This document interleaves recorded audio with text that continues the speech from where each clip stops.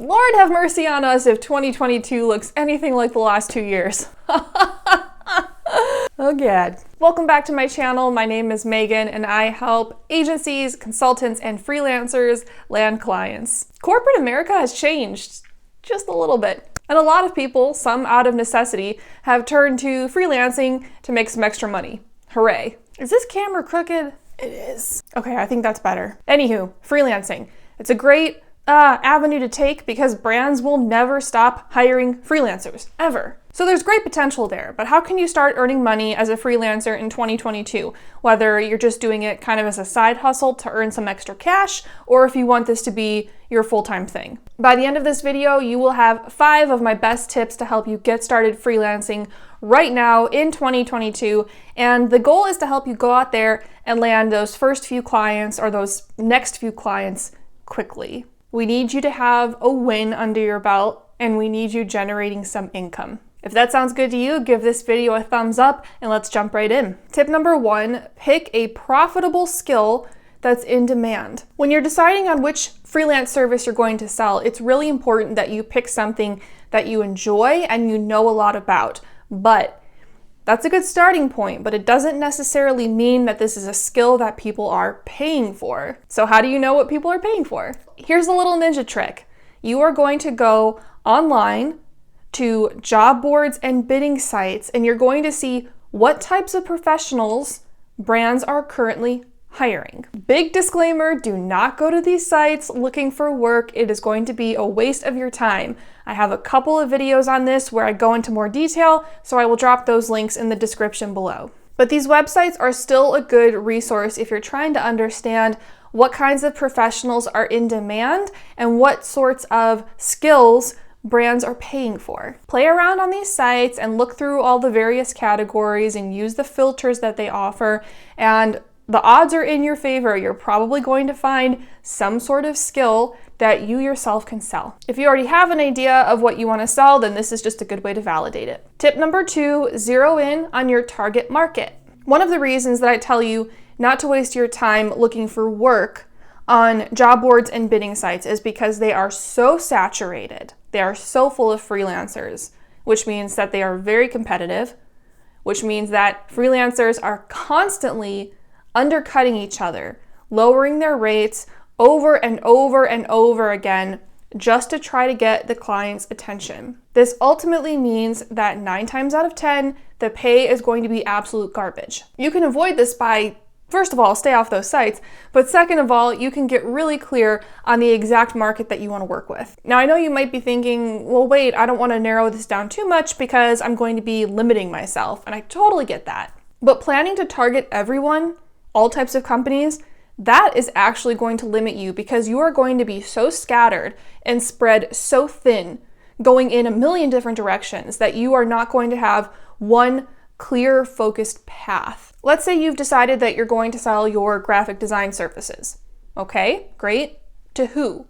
Or to whom? I don't know. I never know. Do you want to work with fashion brands, fitness brands, tech companies? You can test out other industries later. It's okay. You can still expand. But for now, don't make the mistake that a lot of freelancers make, which is trying to work with everybody. You're going to end up holding yourself back. Tip number 3, gather samples of your work. If you don't yet have samples, that's okay. You're going to make them up. You don't need clients to have samples of your work. If you are a writer, write 3 of your very best blog posts. If you're a graphic designer, create 3 logos for fictitious companies. It's okay, it doesn't matter. Publish these samples somewhere online so that when a potential client asks to see samples of your work, you can just send them the link that they can access from anywhere. You want to do this as opposed to sending your work in a file as an attachment.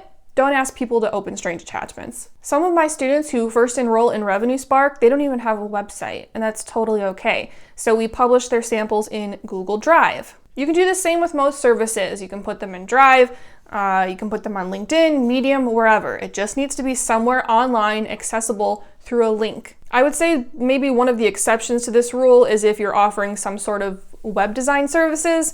In that case, you will probably want a website. But the good news here is that the website can double as a sample of your work, so you're kind of killing 2 birds with 1 stone. Tip number 4, outline your rates.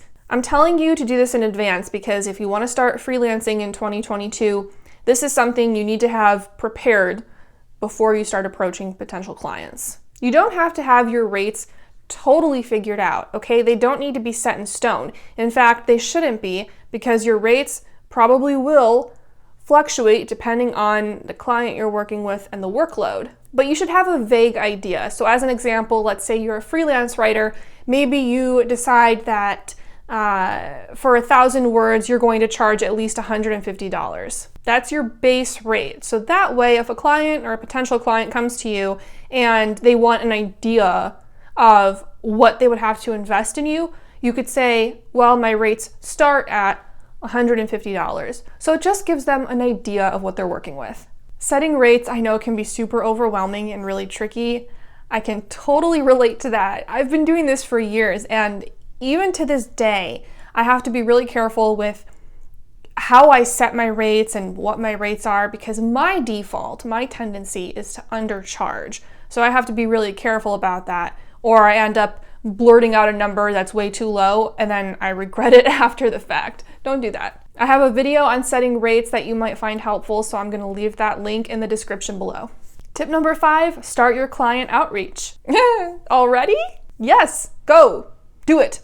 A lot of you tell me that you are like almost paralyzed by fear and anxiety and uncertainty and imposter syndrome. I've got a whole video on that. The link is below. So you end up agonizing over every little detail, and then you never actually pull the trigger when it comes to reaching out to potential clients. But that is how you will make money. So you just got to do it. Even if you don't feel totally ready, odds are you're never going to feel ready for anything.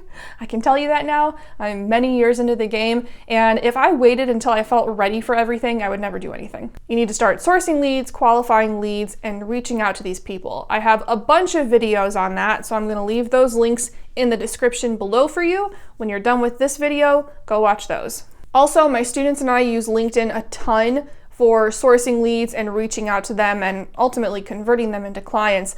I actually have a whole LinkedIn playlist, so I'm going to leave the link to the playlist in the description below. Lots of good videos there, so go watch those. I know that this whole concept of sourcing leads can feel very nebulous. When I tell you go source leads, that's abstract. What does that mean? So let's put a number on it. Let's say you complete the first 4 steps, the first 4 tips that I outlined in this video. Once you hit step number 5, which is reaching out to potential clients, give yourself 1 week with the goal of sourcing 50 qualified leads. Okay, try for 50.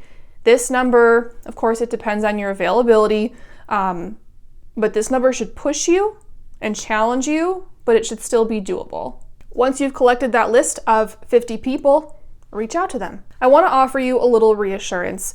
I know that starting your freelancing career can be terrifying, but understand that none of us have it all figured out. And that's because things change all the time, so we have to evolve over time. The learning never stops. Everything is never perfect, so stop chasing perfection, which is an illusion anyway. Chase progress. Even if it's baby steps still mean that you're moving forward. Even if you're moving super slow, as long as you're consistent, you're in good shape. You ever heard the story of the tortoise and the hare? There's a formula to landing clients, and I've spent the last 10 plus years figuring it out. Now I work with other agency owners like myself, freelancers and consultants, to show them my process for landing clients. It's this method that helped one of my students, Devin, replace her previous 9-to-5 income in about 3 months. Bright landed his first couple of clients, I believe in a few weeks, and he doubled and later tripled his income. And we're seeing a lot of other really cool wins too, like my student Robin, who was approached by Newsweek on LinkedIn after she followed my steps for improving her profile. If you're interested in joining our community, I would love to talk to you, so just scroll down below this video and I'm dropping the link to my program Revenue Spark. If you'd like to speak more, you can book a call with me. Thanks for hanging out with me today. If you made it this far, it means you found this video helpful, so I would really appreciate if you give it a thumbs up and support my channel. If you have any questions, drop them in a comment and I'll see you next time.